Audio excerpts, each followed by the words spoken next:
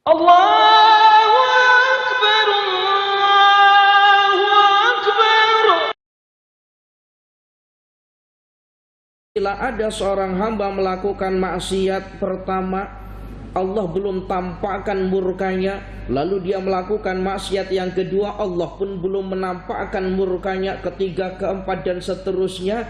Kenapa? Allah masih sayang kepada hambanya, memberikan kesempatan kepadanya untuk bertaubat. Bismillahirrahmanirrahim.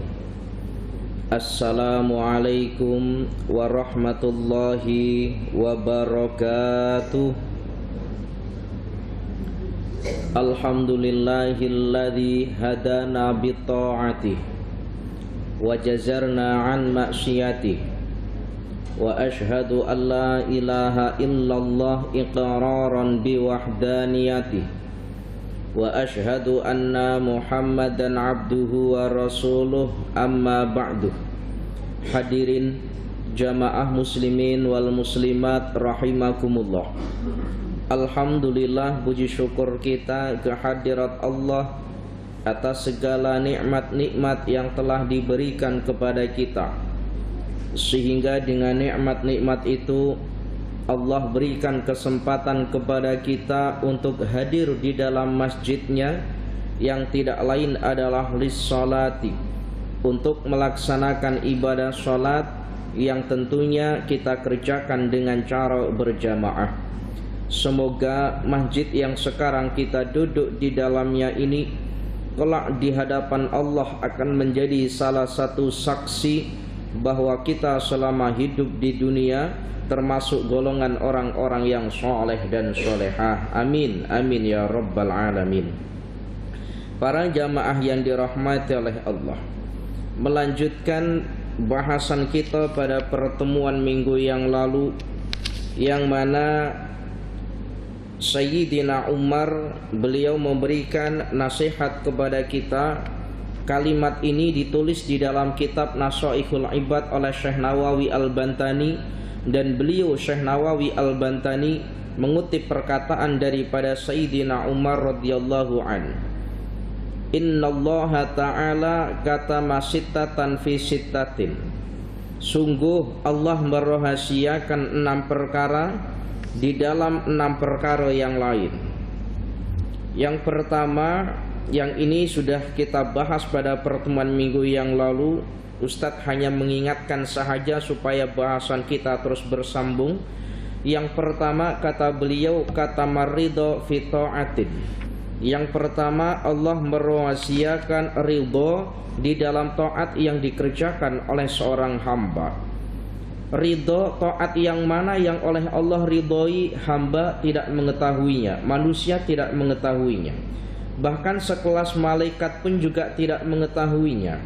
Ibadah mana yang oleh Allah ridhoi, apakah berupa ibadah salat kita, ataupun ibadah zakat kita, atau puasa atau haji kita, atau justru ibadah-ibadah sunnah kita.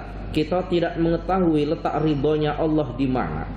Karena kita tidak tahu ibadah mana atau taat kita yang mana yang diridhoi oleh Allah. Hikmahnya adalah supaya kita senantiasa menjaga semua ibadah-ibadah kita, baik berupa ibadah sunnah ataupun berupa ibadah wajib.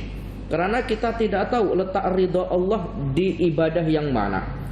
Para jamaah yang dirahmati oleh Allah, kemudian yang kedua yang dirahasiakan oleh Allah adalah wa katamal ghadaba fi ma'siyatin. Allah merahasiakan amarahnya, Allah merahasiakan ghadabnya ataupun murkanya di dalam maksiat-maksiat yang dikerjakan seorang hamba. Bila ada seorang hamba melakukan maksiat pertama, Allah belum tampakkan murkanya, lalu dia melakukan maksiat yang kedua, Allah pun belum menampakkan murkanya, ketiga, keempat, dan seterusnya. Kenapa? Allah masih sayang kepada hambanya, memberikan kesempatan kepadanya untuk bertaubat. Andaikan dia sudah tidak ada niat baik untuk bertaubat, Bukankah banyak cerita-cerita umat dahulu kala oleh nabinya sudah diberikan tahu untuk bertaubat tapi terus bermaksiat. Akhirnya apa? Allah turunkan musibah, Allah turunkan berupa bencana kepada mereka. Umpama siapa? Umpama Nabi Lut, umpama umatnya Nabi Lut, umpama umatnya Nabi Lut, umpama umatnya Nabi Nuh, umpama umatnya Nabi Soleh. Sudah diberikan peringatan untuk tidak melakukan maksiat, namun tetap melaksanakan maksiat. Akhirnya apa? Akhirnya barulah Allah turunkan musibah kepada kaum Nabi Lut, kaum Nabi Soleh, begitu juga kaum Nabi Nuh. Para jamaah yang dirahmati oleh Allah. Dan itu bedanya zaman baginda Nabi dengan zaman-zaman sebelum baginda Nabi. Itu ada perbedaan. Perbedaannya apa? Kalau zaman-zaman Nabi Nuh, ketika zaman-zaman sebelum baginda Nabi sallallahu alaihi wasallam, umpama zaman Nabi Nuh, ketika umatnya tidak mau taat, ketika umatnya tak nak taat terhadap perintah Allah, Nabi Nuh sudah memberikan peringatan kepada umatnya, tapi umatnya juga tetap tak nak taat kepada Allah. Nabi Nuh berdoa kepada Allah, ya Allah, berikanlah musibah kepada umat-umatku yang tidak taat terhadap Engkau ya Allah. Akhirnya Allah berikan musibah. Dan banyak cerita-cerita musibah yang besar yang oleh Allah turunkan terhadap umat-umat nabi-nabi sebelum baginda Nabi. Tetapi kita tidak pernah membaca, tidak pernah mendengar ada satu keterangan ketika zaman baginda Nabi sallallahu alaihi wasallam ada satu musibah yang besar yang oleh Allah turunkan kepada umat baginda Nabi yang tak taat terhadap perintah Allah. Pernah kita dengar? Tidak ada. Tidak ada. Masya Allah. Karena baginda Nabi sallallahu alaihi wasallam ketika disakiti oleh orang-orang kafir, baginda Nabi justru berdoa kebaikan, bukan mendoakan kebinasaan seperti nabi-nabi yang pernah dilakukan oleh nabi-nabi sebelum baginda Nabi. Baginda Nabi pernah dilempari batu sampai jasadnya berdarah, sampai tubuhnya berdarah, dilempari kotoran sampai malaikat Jibril mengatakan kepada baginda Nabi, wahai ya Muhammad, wahai baginda Nabi ya Muhammad, andaikan ada orang yang menyakiti engkau sampai darahmu menetes ke tanah ya Muhammad, maka aku sendirilah yang akan menghukumnya. Akan aku angkat gunung yang berupa bebatuan itu, akan aku timpakan kepada orang yang menyakiti engkau ya Muhammad. Itu malaikat Jibril sampai mengatakan demikian. Sehingga ketika baginda Nabi dilempar batu sampai tubuhnya berdarah, dalam salah satu kisah baginda Nabi terus menyapukan darah tersebut di badan baginda Nabi. Ditanya oleh sahabat, wahai baginda Nabi, kenapa engkau berbuat demikian wahai baginda Nabi? Jawab baginda Nabi, sebab aku pernah mendengar malaikat Jibril, andaikan darahku sampai menetes ke tanah, maka malaikat Jibril sendiri yang akan marah kepadanya. Aku tidak ridho umat-umatku dibuat demikian. Begitulah jawab baginda Nabi, karena sangat sayangnya baginda Nabi terhadap umatnya. Bahkan nanti di akhirat kelak, siapa orang yang dicari oleh baginda Nabi? Bukan anaknya, bukan istrinya, bukan sahabatnya. Siapa? Ummati. Baginda Nabi akan mencari aina ummati, mana umatku, mana umatku. Begitulah nanti baginda Nabi akan mencari umatnya. Para jamaah yang dirahmati oleh Allah, dia sampai pernah sahabat bertanya, wahai baginda Nabi, macam mana engkau nak kenal kalau itu adalah umatmu wahai baginda Nabi? Sementara pada hari akhir atau hari kiamat banyak orang yang berlari nak menyelamatkan dirinya sendiri, banyak orang yang berkumpul menjadi satu. Lalu bagaimana engkau nak tahu kalau itu adalah umatmu? Apa jawab baginda Nabi? Wahai sahabat, ketika nanti pada hari kiamat ada orang yang wajahnya ini bersinar karena sujud atau karena salatnya. Dan bila nanti pada hari kiamat ada orang yang anggota wudunya bersinar karena air wudunya, maka itu adalah tanda umatku, kata baginda Nabi. Subhanallah, tabarakallah. Maka para jamaah yang dirahmati oleh Allah, kalau kita berwudu jangan dikeringkan air kita, tak payah dikeringkan, biar kering sendiri. Karena itu nanti akan menjadi tanda kita dikenal oleh baginda Nabi pada hari kiamat kelak. Para jamaah yang dirahmati oleh Allah, Kemudian yang ketiga, wa katamal lailatul qadri fi syahri Ramadan. Allah merahasiakan malam Lailatul Qadar pada bulan Ramadan. Apa itu malam Lailatul Qadar? Para jamaah yang dirahmati oleh Allah, di dalam ayat Al-Qur'anul Karim Allah sampaikan perihal tentang Lailatul Qadar. Inna anzalnahu fi lailatul qadr wa ma adraka ma lailatul qadr. Lailatul qadri khairum min alfi syahr. Tanazzalul malaikatu warruhu fiha biizni rabbihim min kulli amr. Salamun hiya hatta matla'il fajr. Apa malam Lailatul Qadar itu? Sesungguhnya kami telah menurunkan Al-Quran pada malam Lailatul Qadar. Ini nanti akan Ustadz kupas perihal tentang ayat yang pertama ini. Wa ma adraka ma Lailatul Qadar. Dan tahukah engkau apa itu malam Lailatul Qadar? Lailatul Qadri khairum min alfi syahr. Malam Lailatul Qadar itu lebih baik daripada malam 1000 bulan. Yang pertama adalah inna anzalnahu fi lailatul qadr. Sungguh aku telah menurunkan berupa Al-Quran pada malam Lailatul Qadar. Perhatikan molek-molek. Para ulama itu sepakat perihal tentang turunnya Al-Quran. Para ulama atau di dalam kitab-kitab itu banyak dijelaskan turunnya malam Lailatul Qadar itu adalah pada tarikh 10 terakhir daripada bulan Ramadan. Tepatnya pada tarikh yang ganjil. Ganjil itu berarti berapa? 21, 23, 25, 27 dan 29. Sementara tadi kan dikatakan, sungguh aku telah menurunkan Al-Quran pada malam Lailatul Qadar. Sementara para ulama banyak menjelaskan malam Lailatul Qadar itu jatuh pada tarikh 10 terakhir daripada bulan Ramadan, khasnya pada tarikh-tarikh ganjil. Sekarang yang kita tahu, turunnya Al-Quran yang seringkali kita peringati pada bulan Ramadan itu pada tarikh berapa? 17 Ramadan. Nah ini berarti Lailatul Qadar jatuh pada tarikh berapa? Nah ini kan pada malam Lailatul Qadar. Boleh paham ya keterangan ini ya? Maka para ulama menjelaskan perihal tentang ayat ini. Khasnya pada ayat Lailatul Qadri. Apakah Lailatul Qadri itu yang dimaksud adalah malam Lailatul Qadar yang yang satu malam itu lebih mulia daripada 1000 bulan? Apakah itu maksudnya? Maka para ulama ada dua pendapat. Yang pertama, kalimat Lailatul Qadar pada ayat inna anzalnahu fi lailatul qadri, yang Lailatul Qadri di situ, ini pendapat yang pertama, itu bermakna mengagungkan atau bermakna ta'zim, membesarkan atau mengagungkan. Dan ini sesuai dengan ayat Al-Quran, wa ma qadarullaha haqqa qadrihi. Apa maknanya? Ada qadarnya kan ini. Wa ma qadarullaha haqqa qadrihi. Dan tiadalah mereka mengagungkan Allah dengan sebenar-benar mengagungkan. Berarti maknanya inna anzalnahu fi lailatul qadri, sungguh aku telah menurunkan berupa Al-Quran pada malam yang agung atau malam yang penuh dengan kemuliaan. Itu makna yang pertama. Boleh difaham ya? Boleh difaham.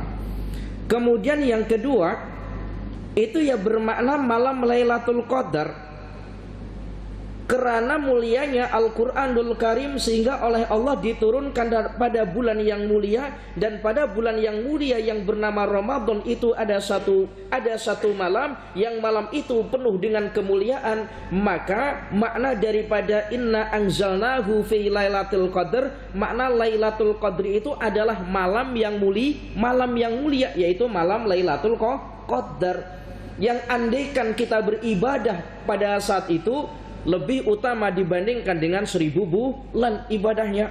Masya Allah. Boleh paham ya kalimat ini ya? Itu pendapat para ulama, ada dua pendapat. Para jamaah yang dirahmati oleh Allah, para jamaah yang dirahmati oleh Allah, Imam An-Nakhai beliau Di dalam salah satu keterangan diterangkan bahwa yang menerangkan ini Imam An-Nakhai. Imam An-Nakhai mengatakan bahwa satu rakaat yang kita kerjakan pada malam Lailatul Qadar itu lebih utama berbandingkan dengan 1000 rakaat di luar daripada malam Lailatul Qadar. Dan malam Lailatul Qadar ini kita tidak mengetahuinya bila datangnya, yang jelas pada bulan Ramadan. Satu rakaat yang kita kerjakan pada malam Lailatul Qadar itu lebih utama dibandingkan dengan 1000 rakaat yang kita kerjakan selain daripada malam Lailatul Qadar. Masya Allah. Karena kita tidak mengetahui malam yang mana jatuhnya malam Lailatul Qadar, ya sudah kita hidupkan sepanjang malam bulan Ramadan dengan memperbanyak ibadah. Begitulah para jamaah yang dirahmati oleh Allah. Harap kita malam-malam kita, semua malam Ramadan kita hidupkan dengan memperbanyak ibadah. Harap di satu malam itu memang betul-betul malam Lailatul Qadar. Bukan hanya pilih-pilih, saya ibadah tarikh 21 Ramadan sahaja memperbanyak ibadah, nanti tarikh 23 sahaja melaksanakan ibadah. Bukan semacam itu para jamaah yang dirahmati oleh Allah. Kemudian, dan sekali membaca tasbih, kata Imam An-Nakhai, dan sekali membaca tasbih pada malam Lailatul Qadar itu lebih utama dibandingkan dengan 1000 kali membaca tasbih di malam selain daripada Lailatul Qadar. Lalu bagaimana dengan ibadah-ibadah yang lain? Ya, perbandingannya adalah 1000 kalinya. Masya Allah. Ini penting sekali para jamaah yang dirahmati oleh Allah. Di dalam salah satu hadis perihal tentang keutamaan bulan Ramadan, ini sepatutnya Ustadz terangkan sebelum bulan Ramadan, tapi ya nggak apa-apalah untuk persiapan kita tahun yang akan datang. Kalau ingat nih, tapi ada videonya lah, banyak Ustadz menerangkan perihal tentang fadilah-fadilah itu. Di dalam salah satu hadis dikatakan, idza jaa Ramadhanu futihat abwabul jannah. Apabila telah datang bulan Ramadan, maka dibukalah pintu-pintu surga. Para jamaah yang dirahmati oleh Allah, makna dibuka pintu-pintu surga itu bagaimana, Ustadz? Kan kita masih duduk di dunia. Buat apa pintu surga sudah dibuka buat kita? Tak masuk pun kita. Kan begitu pertanyaannya.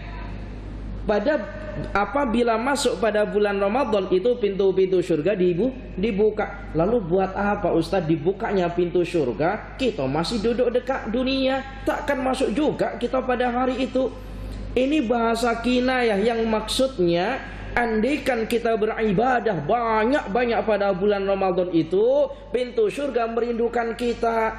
Pintu surga mempersilahkan kita untuk masuk ketika kita nanti berada di akhirat.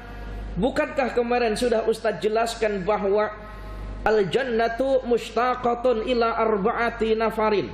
Surga itu merindukan kepada 4 golongan. Wah, ini surga yang merindukan kita, bukan kita yang merindukan surga. Kalau kita merindukan surga, memanglah semua orang kalau ditanya rindu tak dengan surga, saya yakin sebodoh-bodohnya orang, sejahil-jahil dan sejahatnya orang, kalau ditanya rindu tak dengan surga, pasti jawabnya rindu. Tetapi masalahnya surganya rindu ke tak. Kita boleh rindu kepada seseorang, tetapi apa guna kita rindu kepada seseorang kalau orang tersebut tidak rindu dengan kita? Sia-sia sahaja. Ini surga yang merindukan 4 golongan. Siapakah 4 golongan itu? Yang pertama, talil Quran, orang yang ahli membaca Al-Quran. Masya Allah. Jom kita biasakan baca Al-Quran. Sekarang ini adat-adat kebiasaan membaca Al-Quran di dalam masjid ini sudah memulai memudar, artinya sudah memulai berkurang sekarang ini. Ingat dulu Ustadz ketika mengaji di tahun 90-an, Ustadz masih kanak-kanak, masih budak-budak umpama macam kanak itu. Ketika mengaji di masjid, banyak budak-budak mengaji ke masjid itu berebut Al-Quran. Dalam masjid itu mungkin ada 10-15 Al-Quran saja. Sementara yang nak mengaji itu jumlahnya ramai, berebut sampai terkadang Al-Quran itu terkoyak. Dulu Sekarang di masjid jamaahnya lebih sekarang di masjid Al-Qur'annya lebih banyak dibandingkan dengan jamaahnya. Kalau dulu jamaahnya 50, Al-Qur'annya cuma 20. Sekarang jamaahnya 20, Al-Qur'annya 200. Lebih banyak Al-Qur'annya sehingga tidak terbaca. Maka para jamaah yang dirahmati oleh Allah, sekarang kalau nak wakaf, tak payah dah wakaf Al-Qur'an, tak payah. Nak wakaf Al-Qur'an kat masjid tak payah. Kenapa? Masjid sudah banyak Al-Qur'annya, tidak terbaca. Wakaf sesuatu yang boleh dimanfaatkan tiap-tiap hari. Para jamaah yang dirahmati oleh Allah. Kemudian yang kedua yang dirindukan oleh surga, yang kedua kata baginda Nabi, yang dirindukan oleh surga adalah wahafidhil lisan, orang yang menjaga lisan. Menjaga daripada apa? Tentu menjaga daripada perkataan yang buruk, menjaga daripada berkata bohong, menghibah, mengumpat atau membicarakan keburukan orang lain. Banyak-banyak ada satu keterangan menerangkan bahwa banyak-banyak penduduk neraka itu adalah karena sebab lisannya. Karena sebab lisannya. Kenapa? Sebab maksiat yang paling mudah dikerjakan oleh seorang hamba itu adalah maksiat lisan. Paling mudah sekali. Para jamaah yang dirahmati oleh Allah. Kemudian yang ketiga yang dirindui oleh surga adalah wa mut'imil ji'am, orang yang memberikan makan kepada orang yang lapar. Tak kisah apakah yang lapar itu adalah orang miskin atau orang fakir ataupun orang kaya, bahkan andaikan dia raja ataupun presiden, ketika dia dalam keadaan lapar, maka molek kita untuk memberikan makan kepada mereka. Jawatan itu ketika berada di office, kaya itu ketika berada di rumah. Coba sekarang begini, coba bayangkan, jamaah ini semuanya adalah orang-orang yang punya jawatan tinggi. Umpamalah presiden, umpama orang-orang kaya. Bayangkan, ini semua jamaah ini orang-orang kaya. Lalu suatu hari pergi di tengah-tengah hutan, kebetulan di tengah-tengah hutan atau di padang pasir, membawa uang beribu-ribu ringgit contoh. Lalu di tengah-tengah padang pasir haus, lapar, nak makan, tak ada kedai jual makanan di tengah-tengah padang pasir. Nak minum, tak ada orang yang jual air mineral. Padahal kita membawa uang yang begitu banyaknya. Atau kita mungkin punya titel atau jawatan sebagai presiden atau perdana menteri. Lalu datang orang, tuan lapar. Betul, haus. Andaikan saya punya air mineral, hanya punya air mineral satu, tuan, bolehkah tuan tukarkan semua harta tuan yang tuan bawa hanya untuk sekedar minum satu air mineral? Agak-agak macam mana pilihan kita? Perhatikan, kita di tengah padang pasir, haus, kalau tak minum kita mati. Sementara kita membawa uang banyak, dah tak ada guna, nggak ada orang beli, tak ada orang yang jual air mineral. Lalu kemudian ada orang datang, tuan, saya punya satu air mineral. Nakkah tuan untuk menukarkan semua harta tuan yang tuan bawa dengan sebotol air mineral ini? Kalau tuan tidak minum ini, tuan akan mati. Agak-agak macam mana? Kita tukarkan apa tidak kita? Tukarkan. Bahkan andaikan kita menjadi seorang presiden pun semisal, kalau tuan boleh tukarkan jawatan tuan sebagai seorang presiden dengan sebotol air ini, kira-kira tuan nak getak?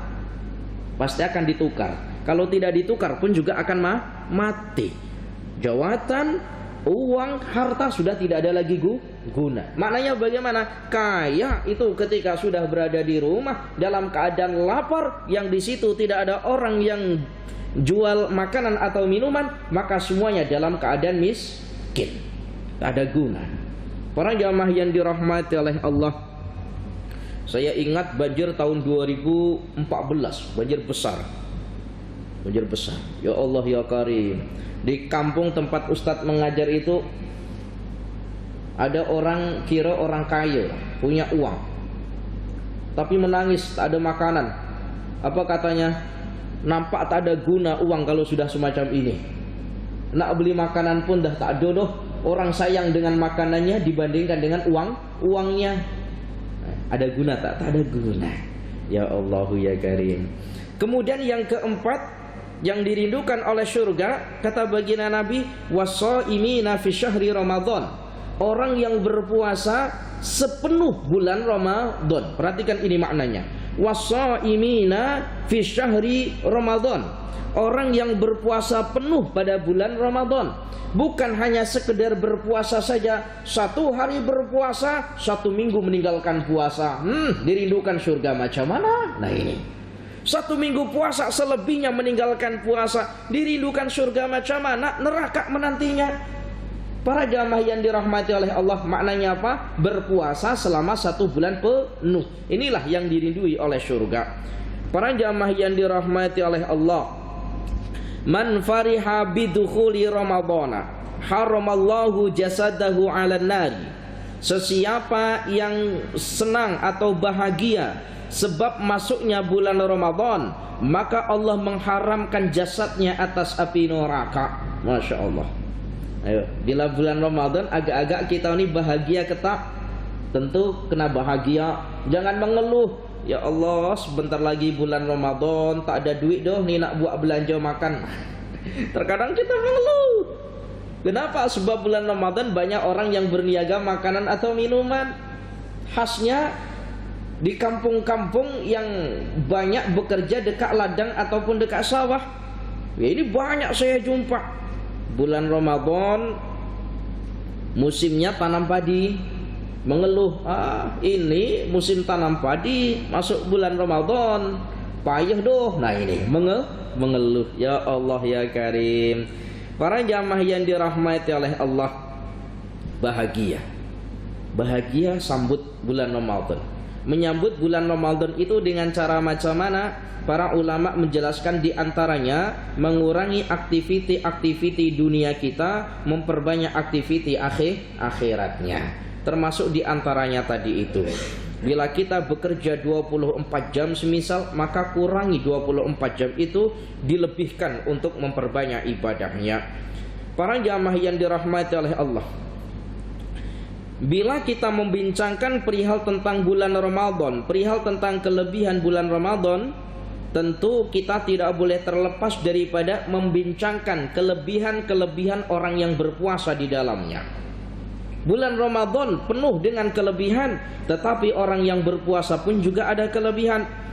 Diterangkan dalam sebuah hadis, wa idza kana yaumu saumi ahadikum fala yarfas wala yaskhab fa inna sabahu ahadun aw qatalahu falyakul innimruun shaimun.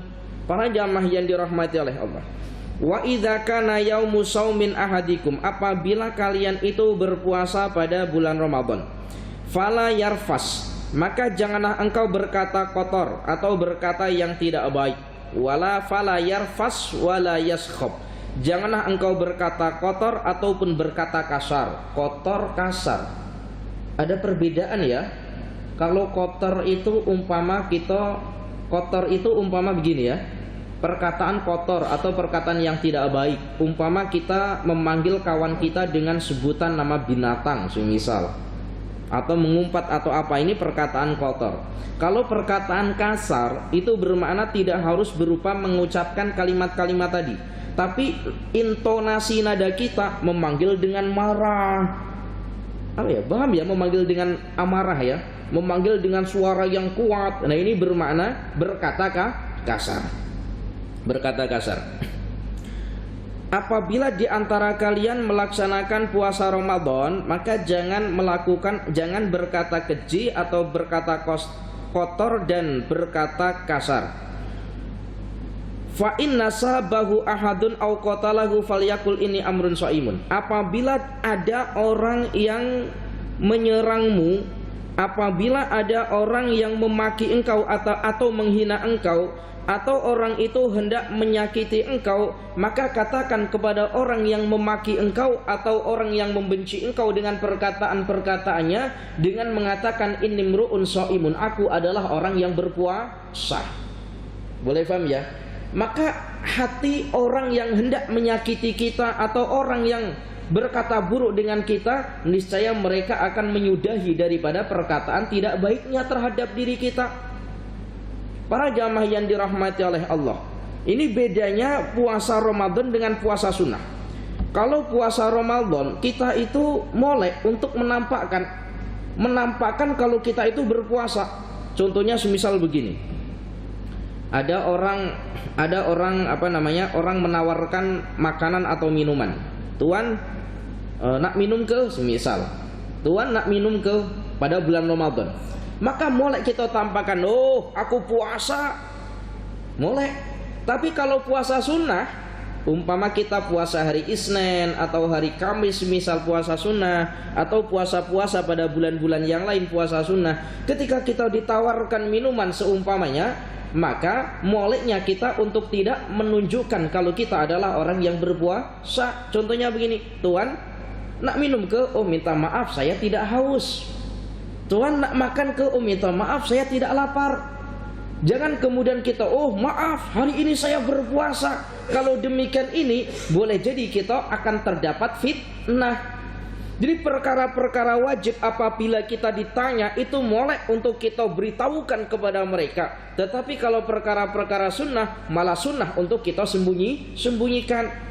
Para jamaah yang dirahmati oleh Allah, para jamaah yang dirahmati oleh Allah. Kemudian para jamaah yang dirahmati oleh Allah, bulan Ramadan, kelebihan orang yang berpuasa pada bulan Ramadan. Orang yang berpuasa pada bulan Ramadan ini atau puasa pada bulan Ramadan itu boleh membentuk kepribadian seseorang. Yang asalnya orang itu jarang melakukan ibadah pada bulan Ramadan, saya yakin dia lebih banyak melakukan ibadah. Saya yakin. Betul ya? Kalau bulan Ramadan kita lebih memperbanyak ibadah ya. Berarti membentuk kepribadian kita. Yang asalnya orang jarang pergi ke masjid, bulan Ramadan banyak-banyak pergi ke masjid, meskipun hanya sholat taraweh saja. Tapi kan lama pergi ke masjidnya, sholat taraweh. Terkadang kita ini tersalah para jamaah. Kalau bulan Ramadan semangat pergi ke masjidnya hanya pada sholat taraweh sahaja. Kalau kita betul-betul nak ikut baginda Nabi, wah ini tapi jangan ditiru. Ada jamaah, ya ini jamaah yang kira alim, yang kira pandai. Ini pernah saya tegur, kenapa tidak nampak sholat tarawehnya? Sehari, 2 hari, 3 hari nampak, 4 hari dan seterusnya macam tak nampak. Itu jawabnya apa? Jawabnya begini, Ustadz tahu tak? Dulu baginda Nabi Sallallahu Alaihi Wasallam itu ketika sholat taraweh di masjid itu berapa hari? Berapa hari baginda Nabi sholat di masjid? Ada yang mengatakan 3, ada yang mengatakan 4.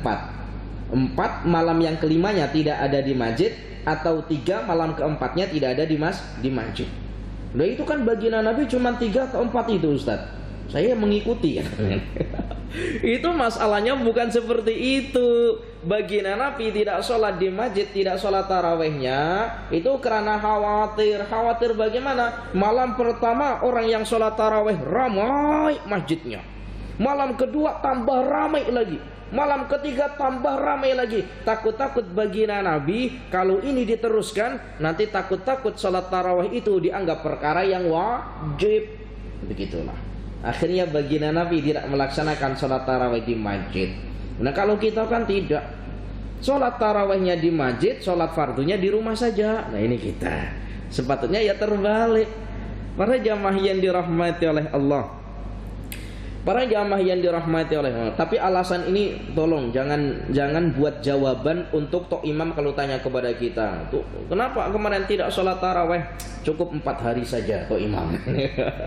Ikut baginda Nabi. Wah kalau macam tuh masjid dah tak ada jamaahnya nanti. Para jamaah yang dirahmati oleh Allah. Jadi ibadah-ibadah sunnah para jamaah, umpama kita sholat qobliyah, umpama kita sunat ba'diyah, itu moleknya itu dikerjakan di rumah, bukan di masjid. Perhatikan ini molek-molek. Itu moleknya dikerjakan di rumah. Sebelum kita pergi ke masjid, sudah masuk waktu sholat, semisal kita nak pergi ke masjid, kita sholat qobliyahnya di rumah. kemudian nanti selepas ibadah sholat fardu kita zikir balik, nanti sholat ba'diyahnya dekat rumah, moleknya itu dekat rumah. Tetapi bilanya kita mengamalkan yang demikian, justru malah kita tidak melakukannya. Betul kan? Wah, nantilah Ustadz, saya sholat ba'diyah isya'nya dekat rumah, sampai rumah kumpul dengan anak dan istrinya, dah lupa dah tidak sholat ba'diyah. Kan semacam itu. Maka karena kita ada kesempatan untuk melaksanakan sholat ba'diyah, maka kerjakan di masjid. Para jamaah yang dirahmati oleh Allah, para jamaah yang dirahmati oleh Allah, bagaimanapun kualitas ibadah sunnah itu ya tidak sama dengan kualitas ibadah fardu. Kalau ibadah fardu moleknya di masjid, kalau ibadah sunnah itu moleknya malah di rumah. Para jamaah yang dirahmati oleh Allah, baginda Nabi Muhammad sallallahu alaihi wasallam, baginda Nabi menerangkan, taharru lailatul qadri fil witri minal ushril awakhiri min ramadhana. Taharru lailatul qadri, nantikanlah malam lailatul qadar. Nantikanlah atau tunggulah. Bahasa sini apa? Tunggulah, nantikanlah atau tunggulah. Tunggulah malam lailatul qadar fil witri, pada tarikh yang ganjil, minal ushril awakhiri, daripada 10 terakhir daripada bulan Ramadan. Itu nasihat baginda Nabi, nantikanlah malam Lailatul Qadar pada tarikh yang ganjil 10 terakhir daripada bulan Ramadan. Para jamaah yang dirahmati oleh Allah, terkadang kita membaca hadisnya hanya hadis ini saja, tidak ada hadis yang lain yang kita baca, sehingga seringkali kita mengamalkan kalau bulan Ramadan awal-awal sampai tarikh 20 ibadah kita biasa-biasa saja, karena kita menantikan malam Lailatul Qadar, dimolekkan ibadahnya kalau sudah 10 terakhir daripada bulan Ramadan. Ini yang tersalah kita memahami hadis. Kenapa? Dalam hadis yang lain pun baginda Nabi sallallahu alaihi wasallam sampaikan, idza dakhala, dalam hadis yang lain baginda Nabi sampaikan,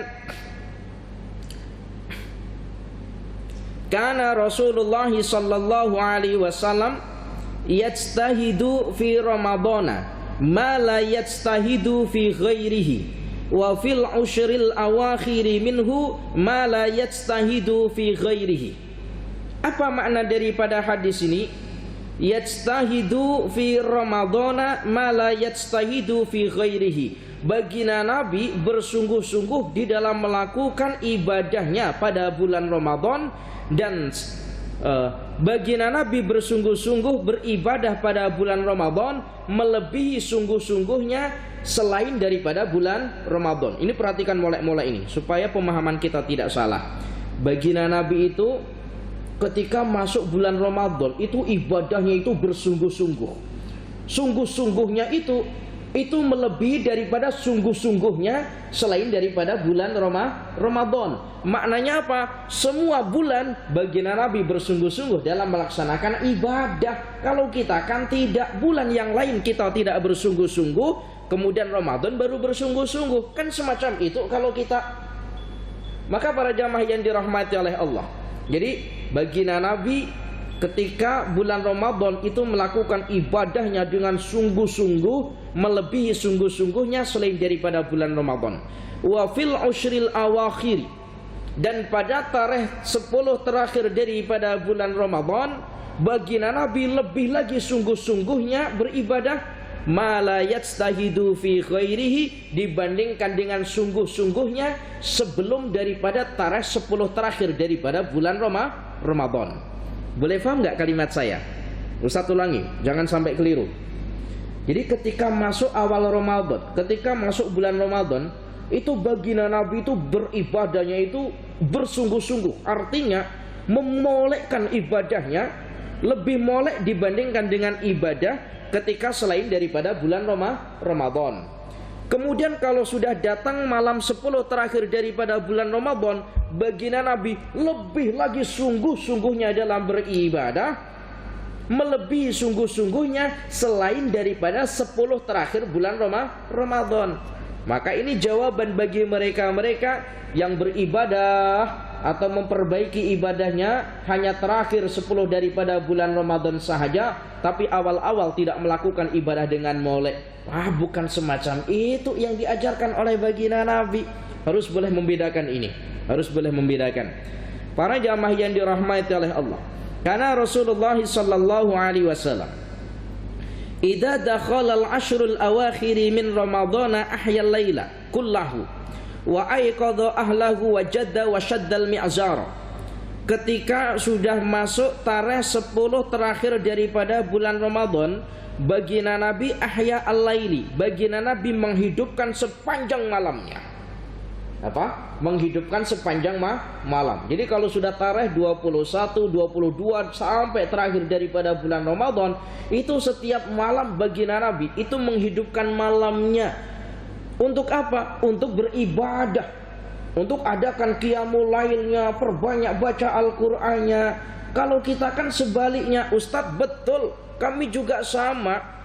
Setiap 10 terakhir daripada bulan Ramadan kami menghidupkan malam. Kami tidak tidur malam, tapi bedanya tidak tidur malam kita bukan untuk beribadah, tapi pergi ke pasar malam. Nah, ini kita di wakaf CI itu kalau 10 terakhir bulan Ramadan jalan penuh, tak boleh lalu.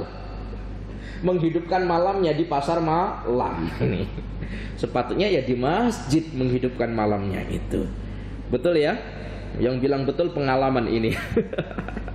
Sama ternyata.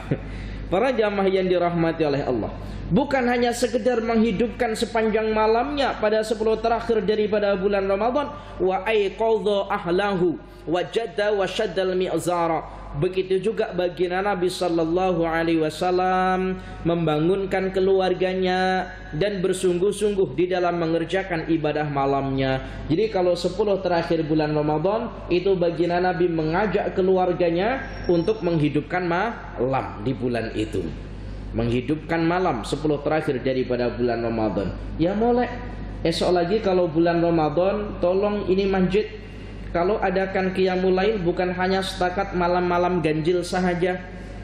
Saya ya biasa kalau bulan Ramadan duduk dekat KL atau Selangor itu diminta Ustadz malam 21, Ustadz boleh tak jadi imam qiyamul lail? Boleh. Nanti dijemput lagi tarikh 23, maknanya malam-malam ganjil. Saya tanya, malam yang lain tidak buat? Tidak Ustadz, malam-malam ganjil saja nak dapat malam Lailatul Qadar katanya. Baginda Nabi tidak buat yang semacam ini. Setiap malam 10 terakhir daripada bulan Ramadan. Para jamaah yang dirahmati oleh Allah, malah lebih peliknya ada pengurusi masjid. Kebetulan saya menginap dekat masjid, jadi malamnya saya mengisi pengajian karena tempat menginap saya jauh, rumah saya jauh, tempat menginap yang ada dekat rumah itu jauh daripada masjid. Jadi saya menginap dekat masjid. Lalu saya tawarkan kepada pengurusi masjid, macam mana kalau malam ini kita buat qiyamul lail? Apa jawab pengurus masjid? Oh, minta maaf Ustadz, malam kemarin sudah buat katanya. Malam kemarin sudah buat. Ya Allah ya Karim. Memang kalau kemarin sudah buat, sudah tidak buat lagi. Ya Allah. Para jamaah yang dirahmati oleh Allah. Para jamaah yang dirahmati oleh Allah. Sekali lagi, berkaitan dengan maksiat atau perbuatan-perbuatan maksiat yang dikerjakan pada bulan Ramadan. Ini perhatikan. Pada pertemuan minggu yang lalu Ustadz jelaskan begini. Orang yang beramal soleh pada bulan Ramadan, ketika memasuki awal bulan Ramadan, itu hadisnya sahih. Ketika masuk awal malam bulan Ramadan, Allah selalu berfirman yang bunyinya itu begini. Allah memerintahkan kepada malaikat untuk mencatat amal kebaikan seorang hamba dan tidak mencatat amal keburukan yang dikerjakan oleh seorang hamba. Itu maksudnya bagaimana? Kalau ada seorang hamba di bulan Ramadan, dia beramal soleh, lalu dia melakukan satu kekhilafan berupa maksiat, maka maksiatnya itu tidak dicatat oleh malaikat. Tapi apabila dia tidak beramal soleh, artinya Ramadan dikerjakan biasa-biasa saja, lalu dia bermaksiat, apakah dicatat? Jawabnya dicatat oleh malaikat. Kemudian ada satu hadis, yang hadis ini menguatkan, man zana fihi aw syariba khamran la'anahullahu wa man fis samawati ila mislihi minal haulisani. Sesiapa yang berbuat maksiat berupa zina pada bulan Ramadan, dan sesiapa yang minum khamr pada bulan Ramadan, la'anallahu wa man fis samawati ila mislihi, maka Allah akan melaknat kepadanya siapa? Orang yang berbuat zina dan orang yang minum khamr di bulan Ramadan, Allah akan melaknatnya.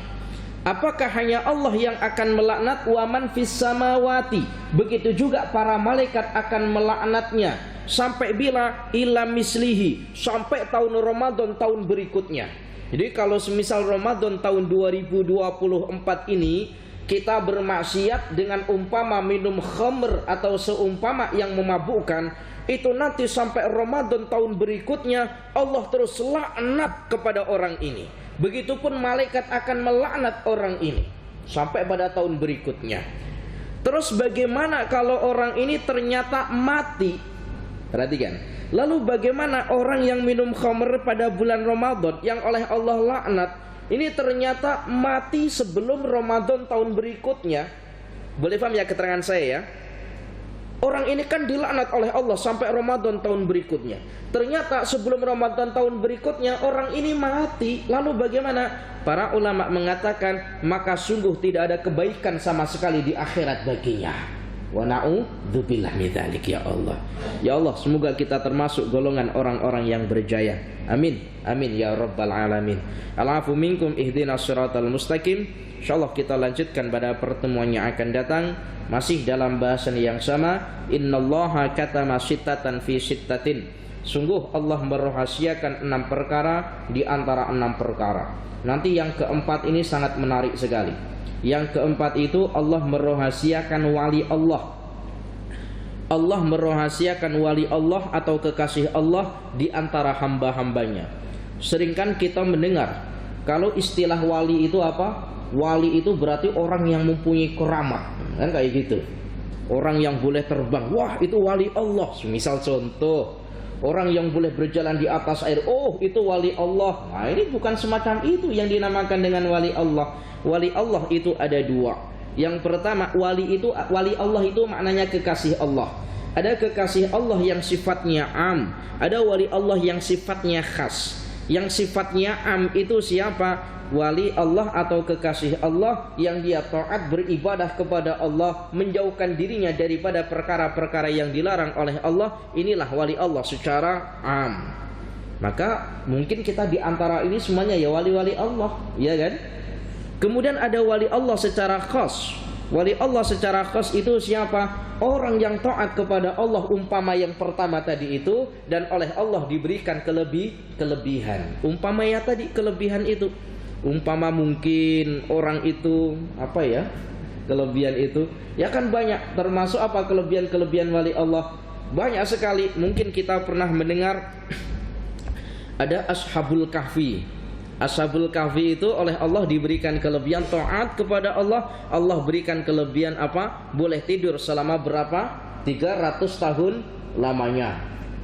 Ustadz sama juga Ustadz, saya pun juga boleh tidur lama. Itu bedanya kita dengan Ashabul Kahfi. Kalau Ashabul Kahfi tidurnya adalah ibadah, kalau kita tidurnya adalah tidak melakukan ibadah. Ini bedanya. Nah, ini para jamaah yang dirahmati oleh Allah, insyaallah Ustaz terangkan pada minggu hadapan insyaallah. Al'afu minkum ihdinas siratal mustaqim. Tsumma assalamualaikum warahmatullahi wabarakatuh.